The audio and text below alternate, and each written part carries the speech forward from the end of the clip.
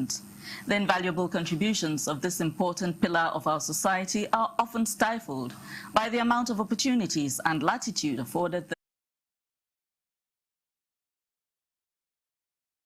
support and empowerment, as well as opportunities in decision-making. Women folk are often sidelined to the detriment of the larger society. Welcome to Impact Nigeria, the program that seeks to rekindle our sense of patriotism and make us better committed to the Nigerian project. I am Devan Hamatiomom, your anchor. I'll be back after this break.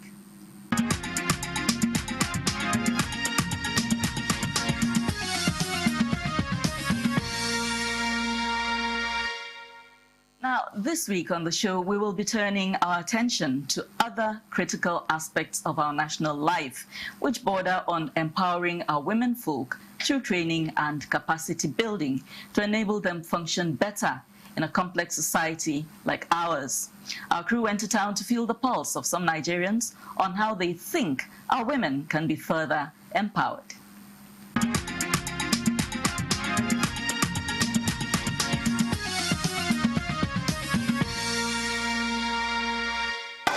Of all women differs, and so there are women that need to be empowered educationally, and they will go on like our UN ambassador to the United Nations, Amina, and we have Ngozi Owela, and we also have people like Ladi Kwali who use their craft and they are known all over the world.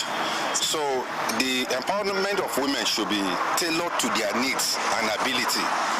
If you give a woman that doesn't have head for education, and you insist you empower her educationally, it will be a wrong empowerment, not because it's bad, but wrong.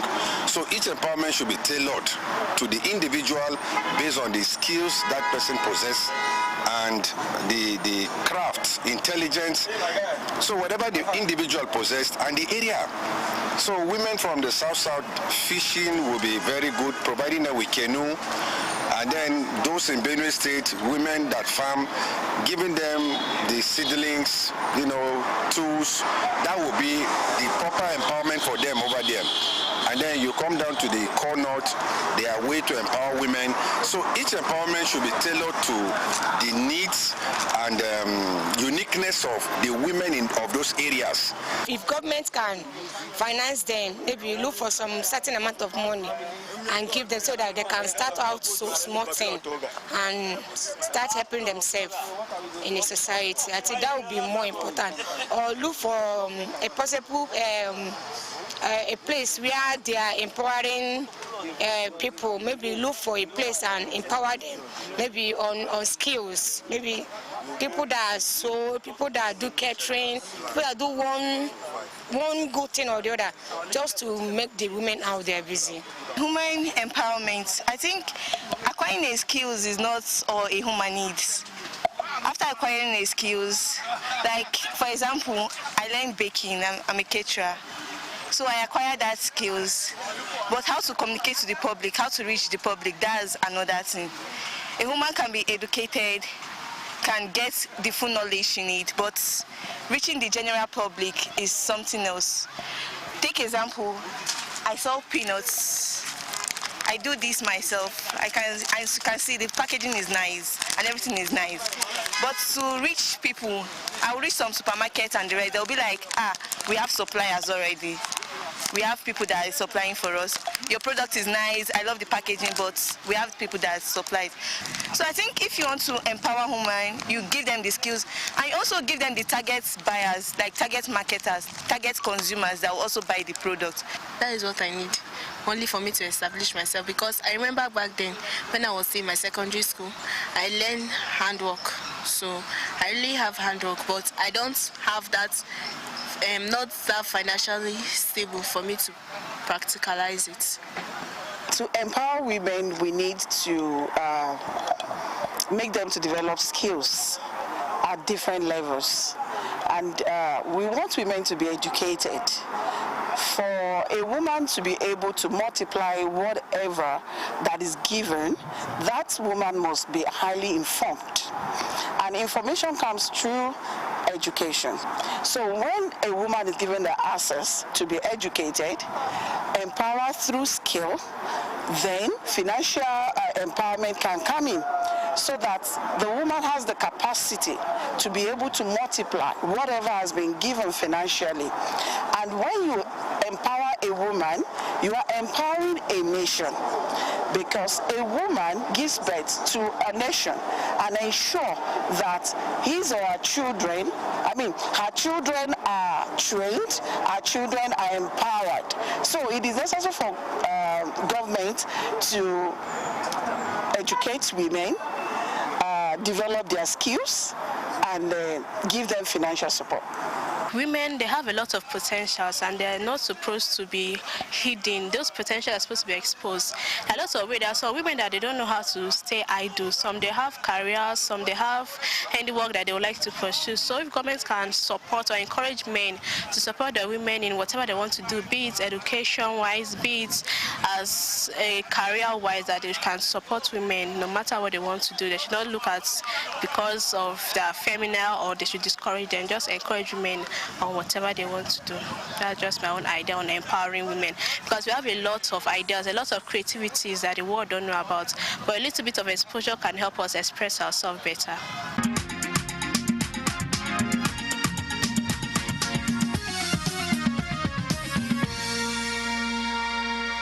Knowledge, they say, is power. Hence the need for better awareness for women entrepreneurs and budding investors on how best to navigate their businesses in a dynamic marketplace, whereas the resourcefulness and tenacity of most of our women folk is not in doubt. The volatility and uncertainties that often characterize the business spaces have wreaked havoc on many small and medium-scale businesses, with business owners not recovering from such experiences. Our background report provides an insight into some of the trainings that can help women entrepreneurs do better.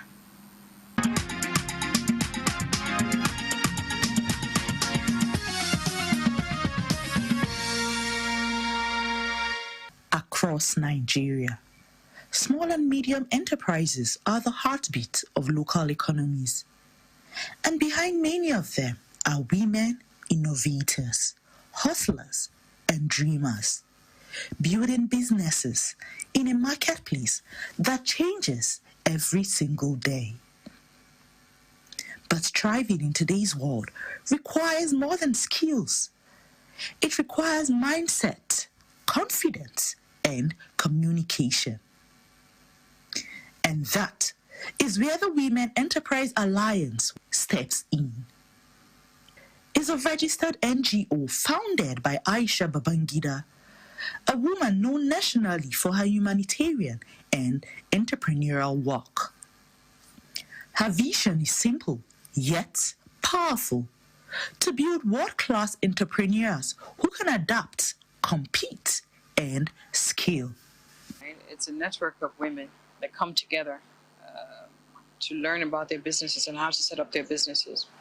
So about 6-7 years ago, I set out to do a business for the urban woman to help her in her entrepreneurship path, so that she learns to get her business right and she can compete globally as well.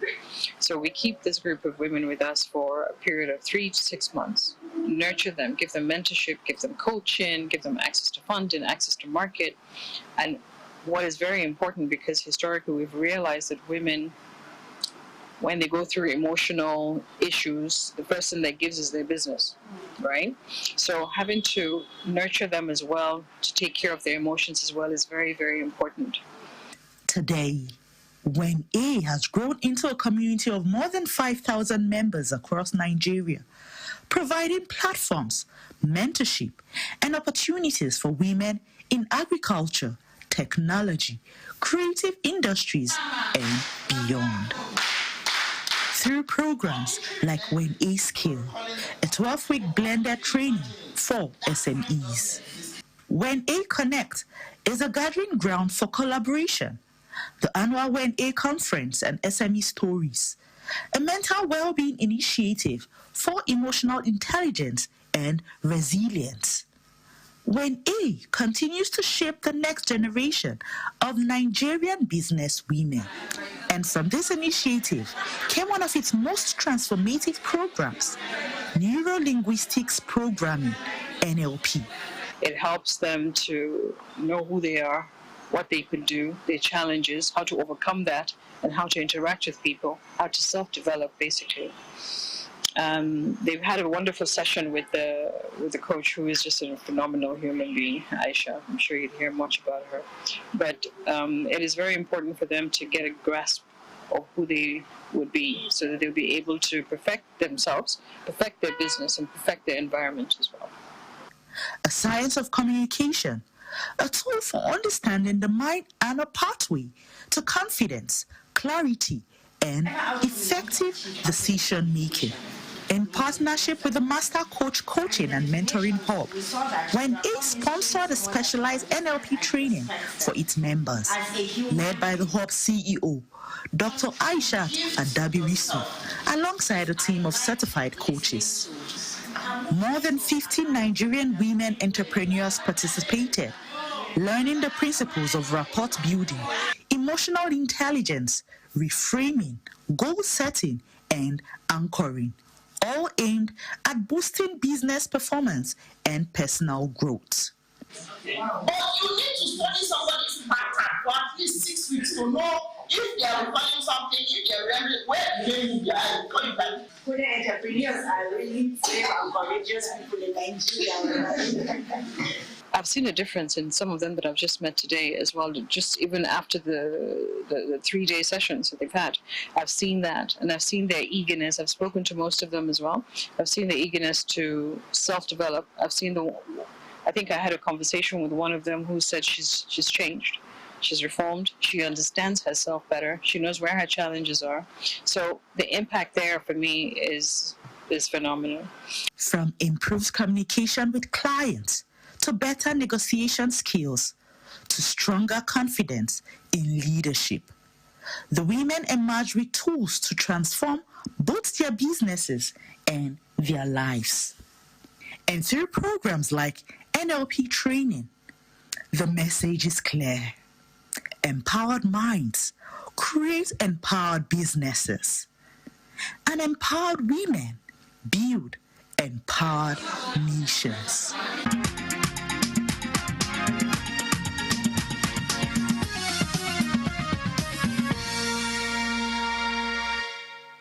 Welcome back. The realization of the need for support and training for small businesses has led to many collaborative efforts at both governmental and non-governmental levels. The outcome of some of these initiatives are being felt in the performance of some of these ventures. The program again is Impact Nigeria, and we are reaching you live from NTA News 24 studio here in the nation's capital, Abuja. You can also join us live via YouTube at NTA News 24 Hub 2. While you can also be a part of the conversation on our other social media handles, Impact Nigeria NTA News 24 on Facebook and Instagram. You can also contribute on Impact Nigeria 24, that is at Impact NIJ 24 on X. Our phone line, which will be on live in the course of the program, is 080-555-9989. 080-5555-9989. Now, joining us to discuss this important topic is a former banker, a coach, a public speaker, and a humanitarian development expert in the person of Dr. Aishat Adaviruku. She is the CEO, Master Coach, and Mentoring Hub. You are welcome to our show. Thank you so much. It's good to have you on the program. It's my pleasure to be here. So, as somebody who is an entrepreneur yourself, what are some of the biggest impediments or hindrances to women playing and for women to be as active as they need to be in that space? As an entrepreneur myself, and through conversations I've had with others and feedback from our training, we have had for women over the years. Some of the biggest impediments would start with insufficient knowledge about entrepreneurship, insufficient knowledge about the area of business that they want to do. So some people just jump into business without research, without a business plan, and this can hinder the success of the business, and also when they want to scale. So women need more platforms, where they can learn more about their specific business. When anyone wants to venture into a business, they should find networks to join, either with regards to entrepreneurship or with regards to their specific business, so they can learn as they grow. So when women do this, they are able to actually make the business successful, and they're able to scale the business. We also have insufficient network. Sometimes women don't even know where these network platforms are to enable them network and have access to their target audience to sell their products.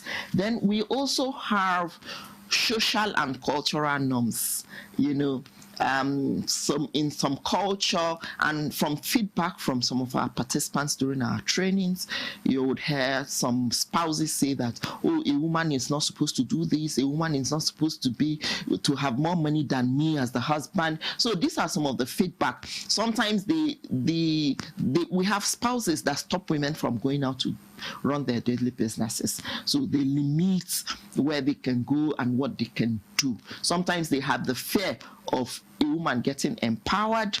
They feel that when a woman is empowered, they will not be able to submit to them. So we also have the fact that women are the primary caregivers in the home for children. So sometimes you have this challenge with work-life balance for women. They have to actually have a very strong support network to help them with navigating their work-life balance.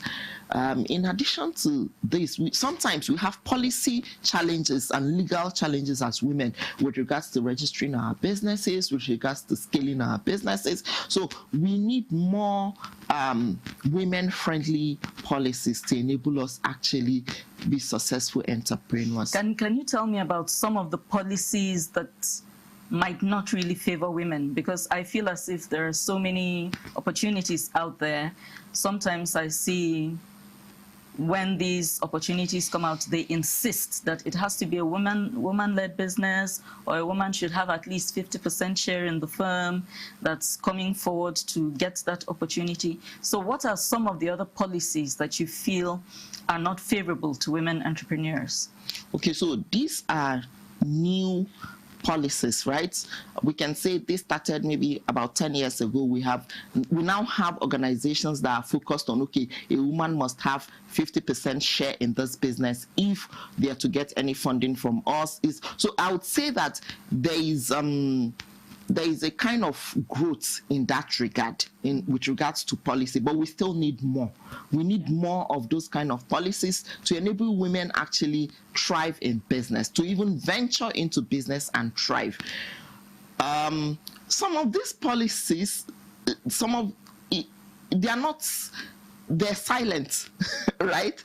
You walk into some spaces and there is this bias against you as a woman, that, oh, a woman is not supposed to do this, a woman is not supposed to do this. But with more, written down policies by some organizations that say, okay, 2% for women or 50% shareholding for women to enable this particular business access this fund or have this opportunity, we have more women that are benefiting from this, which is why that was even, important in the first place. Yes. So let's take a look at you and why you're qualified to talk to us about this particularly. You're an entrepreneur yourself. You are a coach, you are a trainer, you're a public speaker. When I was talking to you before the cameras were rolling, you said you wear many hats. Yes. Which are some of the other hats that maybe we didn't cover in introducing you? Okay, so I was a former banker. Yes. I was in banking for over 10 years. So I'm also an Islamic finance expert because I worked in the non-interest banking field. When I was in banking, I am a mother, I am a wife, I am a sister, and I'm a mentor to a lot of women. So is it in the course of your training and mentoring that you've been able to uncover the challenges that women face when they attempt going into entrepreneurship? Of course. Like we just concluded a training for 50 women in collaboration with an NGO, Women Enterprise Alliance. And, some of the challenges the women shared with me were some of the ones I just mentioned to you. Someone will even say that, oh, my husband does not even know I'm here. I told him I was going somewhere else because he would not allow me go out. So we have this kind of, feedback. We also have the cultural, perception of women as, no, you can't be more than me. If I allow you thrive in your business, then you're going to be richer than I am, and I cannot allow that. Then, of course, we have women. We have women who have told us about how supportive their men are to support them to actually be there in that particular training. Some boys, my husband took over, the care of the children just so I can be here, or just so that I can have more time to focus on my business, or my husband is my business partner. So we have all of these other positive stories, and we have all of these other stories that would want to see turn positive, right? So when we look at all of these challenges, we say that it can get better. Just like we have more regulations with regards to women entrepreneurs now, when there is an access to fund, or there is access to training. Like this particular training was for only women entrepreneurs, 50 of them. So, and when they concluded the training, a lot of them, it was a mindset mastery training to help them overcome their fear with regards to navigating their personal challenges as women, and also be able to overcome business failures and embrace confidence for business success. So a lot of them said, oh, this training was for me. I had this fear. Now I feel more confident to go out and pitch. I also can, be confident with regards to how to structure my business and how to deliver my brand message so that I can get across to my target audience. What about you? You were a banker. Yes. You were employed, earning a salary. Yes. And then you went into entrepreneurship, yes, which is not easy, by the way. When you're already used to earning a salary, yes, having a successful business, yes, is hard. Yes. Can you give us a snapshot of your journey emerging from a salaried employee to becoming a business owner, an employer of labor yourself? Just a snapshot. Take us through some of the challenges you went through to get to this point. Okay, so I have always loved training. I love to acquire knowledge and I love to share it. So while I was in banking, I was in sales, but I was also the regional relationship manager for my bank for Abuja region then. And I was in charge of training the staff on understanding the products. So this gave me wings to explore my passion. And, with time, I realized that this is what I wanted to do full time. So what I did was I started my, trainings in that regard. And as I trained, I also got a coach to help me transition into entrepreneurship. One of the things she asked me was, okay, are you able to earn from this? Are you able to earn from this business? And then we came up with a plan. Some part of my weekend was now dedicated to coaching women one-on-one. While you were still working? While I was still working in the bank. And I had to, she said, look, you have to consistently earn at least 33% of your salary with this side business, so that we know when you transition into the business, you can, with the full time you're not giving the business, you can make even more than your salary if you look at your operating expense and other things. And that was exactly what I did. So weekends, we set about 2 hours every weekend to actually say, okay, I'm available, I can give you this. And I was able to consistently make that 33% of my salary. And I transitioned. But of course, I had to put structures in place to transition. I had to register my business. I had to get staff. I had to train staff. And then I had to target my audience and say, okay, I have this available for you. And that was how I was able to successfully transition into entrepreneurship. You know, I had to ask this question because there are so many people who think that they can just leave salaried employment, start something because they have certain skills and competencies. So if they leave with those skills and competencies, oh, they can just start a business and everything will go well and all of this, only to find that usually that is not the case. It's not at all. It's not. You have to have a business plan as an entrepreneur. You have to have a transition period if you're transiting from salary, because it's very sweet to get salary, that salary that enters bagam at the end of the month. Oh, most people don't know how sweet it is to get a salary It is very until sweet. They are not getting a salary anymore and they have to pay somebody else. And you now salary. have to pay someone else. In short, when I started entrepreneurship, I now realized that, oh, that additional income I was getting from that side hustle was something, because now I had to make both my salary and that to cover my expenses and also make my business successful. We give thanks to God, you know. And it's been 10 years of success. No, I've not been in business for up to 10 years. I've been in business for about 7 years now. 7 years. Yes. Okay. But understanding my business, having the knowledge I needed, and understanding the role transition plays helped me a lot in transitioning successfully. And you did a wise thing by getting somebody who coached and mentored you through the process, which is what many people don't know. And they just jump headlong into it only to receive a range of unpleasant surprises. So, what you said you collaborated with an NGO on the training you did. Where did this training take place, first of all? Okay, so it took place in Use too. Here in Abuja? Here in Abuja, yes. So do you want to share some details with us about what went on, the name of the NGO you collaborated with, and the nature of the collaboration that was done? Okay, so the name of the NGO is Women Enterprise Alliance. And we collaborated with them to train 50 women on neuro-linguistic programming. What is neuro-linguistic programming?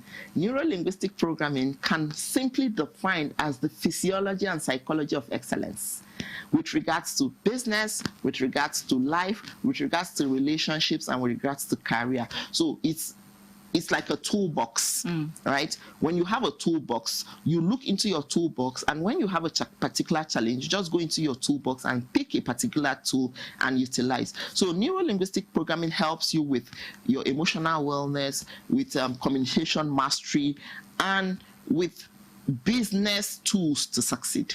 Oh, that's fantastic, because I hear it all the time. It sounds very big, and I'm like, okay, it's something to do with psychology, probably, but I've never really had it broken down the way you've just done, and I hope that our viewers have also picked something from it, because when these opportunities come, some might not know the value of you know, taking part and getting involved. Now that we've identified these issues, there's a need to talk about potential solutions as well. And I would like to come particularly from the angle of women that are married. We come from a cultural setting that demands, and I don't see anything wrong with it, that, you know, you give respect to whom is due. If you're married, your husband. Of course, if you're single and maybe you're still with your parents, they have a large say in how you live your life as well. But if men are consistently taking decisions that hamper the wife's progress, how can that be navigated? I want you to say something to the men and possibly to women who have also found themselves in that situation. Because when you're marrying, it might not occur to you that some men actually tell their wives straight off, oh, when we marry, you will not work. And before you marry, you don't know, it might not occur to you the value of having your own money, no matter how small. So How do we navigate this very dicey matter? Okay, so you have just asked me a question which I've been mandated by the women during the training. They said, you know, you're a public figure. Please talk to our men. So my sister sent me to my brothers. They said that they want to be able to earn their own money. Culturally, there is nothing wrong with that. Our grandfathers supported our grandmothers with businesses, religious-wise, because we also have a bit of religious abuse sometimes with regards to women owning their own money. There is nothing wrong with that. Both the Christian faith and the Muslim faith allows a woman to earn her own money and keep her own money. Of course, we all know that, you know, especially if you're a faith-based woman, submission is key to your husband. Now, what is the essence of submission? Submission is, and it is also the responsibility of the man to take care of the woman, of the home. So, when we talk about submission, it should be in the form of support. The man should be able to say, oh, this woman, I support her wholeheartedly. So what are the things that, you know, you can do as a husband to support the success of your wife? Because when your wife is successful, you can be proud of her achievements and say, oh, that's my wife there, you know. So as men, I want to encourage us. This is a message from my sisters to you, my brothers. Please be proud of your women's achievements, support them to achieve greatness, because it will definitely rub off on you. Like I told the women during the training, I said, anytime you earn good money, make sure that you add maybe chicken or something to the food. The man a bit. Yes, or even, you know, buy him a gift and say, this is from what you supported me to get. So, and for women, we should be able also to, you know, life has gone very digital these days. We should be able to make our businesses such that it gives room for work-life balance. And when we're able to do this, and you know, the family is able to thrive in spite of our businesses thriving, we would achieve a balance. It is not easy to do that. We're all human beings. We have a lot of, you know, factors pulling us here, there, which is why we also need emotional intelligence to tell us that, look, we can manage our emotions and also be able to take creative and critical decisions with regards to both our businesses and our lives. When we do this, we'll be able to thrive, and the people in our cycle will be able to support us better. Let's look at options that are a bit more flexible. What kinds of fields that could women go into, women who have similar challenges? Maybe the man just doesn't want you to leave the house.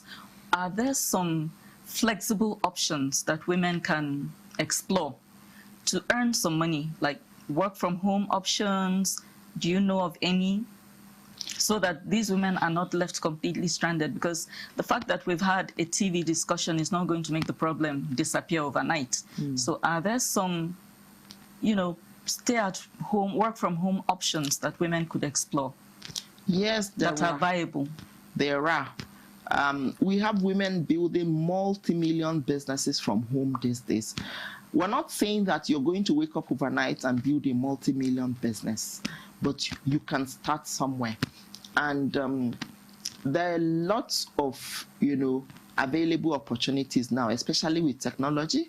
Women can do online businesses. Women can do agricultural-based businesses. We have people who have potteries near or, you know, behind their houses now, and they're churning out millions from that business. We also have beauty-based businesses. We have general merchandise. Some people have their shops close to their house, and then they just go in and check. So these are some of the businesses that come, and these are some of the businesses that, you know, some of the women I took through the training I shared with you do, and they shared with me how they started. Of course, some of them experienced, you know, some kind of business failure, but the failure didn't stop them from moving forward, because there is a presupposition in neuro-linguistic programming that says that there is no failure, only feedback. So you learn what is not working by having failed at something. Do not see failure, because sometimes it's easy for a woman to see failure as, oh, that is the end. But we all know that the evolution of the world today has moved beyond that. Every failure in life should be stepping stone to success for you by utilizing the lessons from, anything you have failed at. As a woman, as a mother, as a wife, you can do this. In fact, on my way here, I don't know what, something prompted me, and I was just thinking to myself that failure is such an important aspect of growth. Of course. When you fail, it humbles you. Well, for one thing, it humbles you, and for another thing, it gives you more empathy toward others that are struggling. So the conversation has been going well so far. I hope that our folks at home are learning one or two things from it. We'll take a break now and be back right after this. They are bold. They are creative. They are shaping the future. From classrooms to global stages. Welcome to today's episode of The Conversation That Matters. Nigerian youths are making an impact like never before. We are duty-bound to promote ingenuity, courage, and patriotism. Join us on Impact Nigeria as we spotlight stories that inspire, innovations that drive changes, and voices that matter. What is patriotism to you? Patriotism simply refers to love of country, commitment to country, determination to face odds in defense of country, and the eagerness to speak with pride about country. Impact Nigeria, rekindling patriotism, live every Saturday by 5 p.m. on NTA News 24. Join us. Welcome back. We took a short break from talking about how women can do better in entrepreneurship. And my guest in the studio is Dr. Aisha. So, you have spoken about the training that was held recently to help women with neuro-linguistic programming and all of that. What are the other ways in which women can benefit from Women Enterprise Alliance? Okay, so Women Enterprise Alliance is an NGO, yes. And what they do is they train women. They also help women with access to market and with access to seed funding. So to benefit, you need to be a registered member of the organization. Share, how do we register? Go online and search for them. You'd see www.wena.org. Okay. Yes. Wena.org. Yes, so you register. And then you register online. Yes. Is the training going to be online, physical? How regularly do these trainings happen? It's www.wena.org.ng. Yeah. Yeah. .org.ng. Okay. Yes. So they have the calendar, yearly calendar. And once you become a member, you would be told, okay, these are the available trainings for you, and you would also know when the trainings are scheduled for, and you get an invitation to attend the ones that are relevant to you, because they have a lot of trainings. Okay. Is there a registration fee? Is there costs? The registration fee is very little. Okay. Yes, okay. Compared to all of the benefits you will get. So it's highly definitely affordable. Yes, definitely. So their registration fee is very affordable. It's definitely something you want to look into if you're an aspiring or emerging woman entrepreneur. Okay. I hope our women entrepreneurs are listening and will take advantage of this. Let's come back again to the well-being of the woman as she steps into the space of entrepreneurship. How important is mental and psychological well-being to your capacity to succeed in business? Okay, so when we talk about mental well-being, WHO defines mental health as your ability to be able to realize your full potentials and also benefit yourself and the society as a whole. And there is nothing that is outside of the mind. Everything is the mind. Everything, every idea you have starts from a well mind. Every execution starts from your wellness. So it's very important for women to prioritize their mental well-being, because it is only when you can manage your emotions and also your mental well-being that you'll be able to give what it takes for your business to start and thrive. As women who might be preparing for retirement, you know, there comes that time, if you've been particularly in the public sector, once you hit 50 and above, you begin to realize that time is no longer on your side. Do you have any tips for women who have been earning a salary all their life and now face looming retirement? We know our pension schemes are there, but nothing to write home about. Even when it is regular, the money is a pittance. What advice would you give women that are preparing for retirement? So my advice for women that are preparing for retirement is that you have all of this experience from your years of working. For example, going into entrepreneurship in training and consulting, I utilized my banking knowledge in setting up the structure I had, because I saw some other, entrepreneurs in the same space struggling because they didn't understand how to come up with a business plan or a business structure. But this was what I used to do for other people while I was in banking, and I got trained to do it for other people, access to funding and all of that. So you are a wealth of knowledge. If you have worked for 20, 30 years, you have all of this wealth of knowledge that you can convert into something. And when you do this, what do? You add to your own growth and also to national development. So there is no knowledge really that is wasted. If we look at some businesses today, individuals had retired before they even went into some of these businesses. If you look at KFC, the owner was even in his 80s. Now it's a world-renowned brand, but he was already in his 80s when he founded it. So there is what we say in neuro-linguistic programming, that the person with the most flexibility controls the system. Some people think, no, I'm too old for this. No, I'm a woman, I'm not supposed to do this. No, I'm a man, I'm not supposed to do this. But, during the training, a woman who was into logistics business came to share with us how she even gets more customers because she drives an Uber, and when people drive with her, they're like, wow, well, she does the driving herself. And she's like, oh, you're a woman and you're doing this. And she's braver than me. Yes.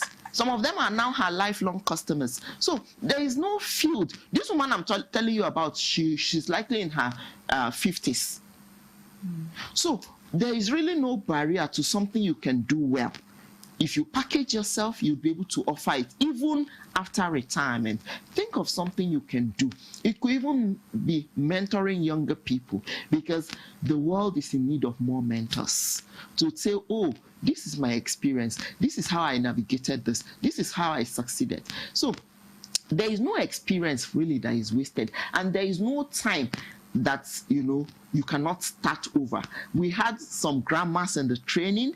They had retired. She was like, look, I was a civil servant for years, so it was difficult going into food processing business, but I was encouraged by the women in the network to start, and then I started, and now the business is flourishing. Take us step by step. You keep mentioning a business plan. What should be in a business plan? I know people will not watch this program and immediately know how to write a business plan, but at least give us an idea. What should your business plan look like, and what is the essence of having a business plan? Okay, so your business plan is like a snapshot of your business. And when you do you need to do your research properly. right, to do your business plan. Your business plan should have, the first page should have like a summary of what you want to achieve. Like somebody can pick up your business plan and look at it and say, okay, I understand to an extent what this person is trying to achieve. So first page should be like a summary of what your business is about, and then what's the nature of the business. Now, when we talk about nature of business, you can be in training and consulting. When you say training and consulting, in what specifically? You have to outline it. And then you also need to understand the strengths of that particular field. You need to understand the weaknesses. You need to understand the opportunities available to you. And the threats. And the threats. Once you are able to outline this, you come up with risk management, right? Your risk management techniques are there with regards to, and then you also have your projections, right? In the first 6 months, this are what we aim to achieve with regards to revenue, and these are our operating expenses, right? And then those are the core things that we want to see in a business plan. Do you take that business plan with you to go seek a loan? What is its importance? So the importance of your business plan is this. It gives you a focus to work with, and when you want to access funding, it could be from financial institutions, it could be from investors. They want to see that you know exactly what you're doing. And when we talk about failure in business, the courage to even start means that you have more experience than somebody who sits down and only dream about starting. And that experience is very valuable to you. Some investors would even give you funding when they know that you have started, even if you have not, made any profit. They want to see that, yes, you have got the guts, you have started, you have gained some experience in that field, rather than somebody who is just, just have something they have written down and they've not started anything. There are people who are frightened of taking loans, right? Yes. What's your advice as somebody who has been a banker and is now an entrepreneur? It's like businesswoman, it's no longer. So you are now an entrepreneur, you've been in the banking sector. Give somebody advice about taking a loan. Okay, so when you want to take a loan for your business, you have to ask yourself, is it necessary? Because there are some times when you can do with maybe credit lines from your suppliers instead of a loan. If you can explore other options that don't require you, because when you take a loan, you have to factor in the interest payment. Is your profit going to cover the interest on that loan, and you'll still be able to make profit from that venture? These are some of the things people don't consider. They just look at the loan and say, beautiful, and then take the loan. And then you also have to read the small prints. What are the default rates when you default? Because this can actually erode your business. If you do not understand the nature of the loan and you just take it because every other person is taking it, you will likely run into trouble. You see, nowadays you have these fintech groups. You can hardly do anything online without them bombarding you. There are adverts, and if you make the mistake of clicking on it, clicking away becomes a problem. It's like they really, really want you to take these loans. And you find a huge number of people who have run around and taken these small loans from these fintech apps, and they are being hounded, which has left a sour taste in the mouths of many people. What is the advantage of working or going to a traditional bank as opposed to getting a loan from fintechs? Fintechs the whole thing is really fast. It's really, really fast. So it saves you that time. But are there other things we should be considering when that temptation to click on what the fintech is offering you online comes up? What is the significant difference between a regular bank and a fintech, and why should people patronize which? Okay. The fintech, they have their advantages. The regular bank have also their own advantages. Like the fintech, like you say, it's very fast. But it's all for people who are not disciplined. It's a very easy way to get into a rat hole that you may not be able to get yourself out of. You know, I said, like, as a banker, if I'm your relationship manager, I'm going to I'll do an assessment of, okay, you say you need this amount. Are there other ways from my experience that you can get this fund? It's my responsibility to advise you that, okay, have you tried X, Y, Z? Because there is no sense, you know, me processing a facility for you that you will not be able to pay. It's going to be in my own black book as a banker. So I want to be able to know that, oh, this person can actually pay this. So this is the difference between, you know, a fintech and a bank. And of course, in banking, you can access a larger amount of money rather than, you know, some of the 1 million, 2 million, they allow you to take in fintech and then you lose your sleep. Lose your sleep and your reputation, because when people default, these people send terrible text messages out to all of their contacts. Yes. SMEs in Nigeria are known to have a lifespan of about 5 years max.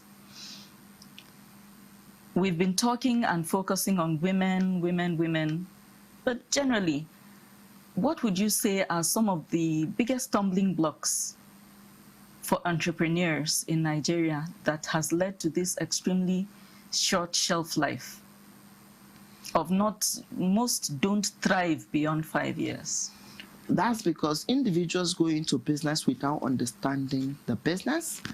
They don't have a plan. They can see Iyabolu doing something and say, since Iyabolaji is doing it, me too, I'll go and do it, without understanding the rudiments. Right? Without even getting a consultant to take them through, you know, the path to starting and scaling the business. So why some SMEs fold up is they don't have a plan to scale. And then we also have the resilience factor. Some businesses are not resilient. Of course, we have other challenges like access to funding, lack of accessible funding options. We have sometimes the unfriendly tax system. We have sometimes insufficient networks for them to actually learn about the business and know how to scale it. So these are some of the challenges. So as a business person, if you're starting a business, I want to recommend that you get a consultant that understands your field. There are some consultants that will do for you at a very small fee, right? Then also continue to, you know, go through several trainings in your area of expertise or in your area of business to ensure that you understand emerging trends, you understand how to scale, you understand emerging markets. Then you need to belong to a network. This network would do what? You can learn from them without necessarily going into the classroom all of the time, because you share ideas, you share opportunities, and experience. So this would help you as a business person. These are some of the things that I have done that have continued to help my business to grow. You know, when you're starting out in business, you're looking for, if you're smart and wise, you're looking for how to manage things in a very cost-effective manner. You don't want to waste money, so to speak. Yet, there are Nigerians out there that will not patronize a business that does not have a physical office. So what do you say to the entrepreneur that is just starting out? Rent or don't rent? Does rent an office space or no? What would you advise? With technology today, branding your business has become easier for people to know that, oh, this is what this brand stands for. So renting or no renting will depend on your plan. What's your plan? And it will also depend on your target audience. There are some businesses you cannot do, like commodities, right? Although even some commodities these days, they have what you call drop shipping and all of that. So, and people are accepting, they are embracing more online businesses today. When I started, I didn't have an office, and I got my target audience. I established my brand presence online, and I got my target audience to understand what I was doing. And as I grew, I got an office. So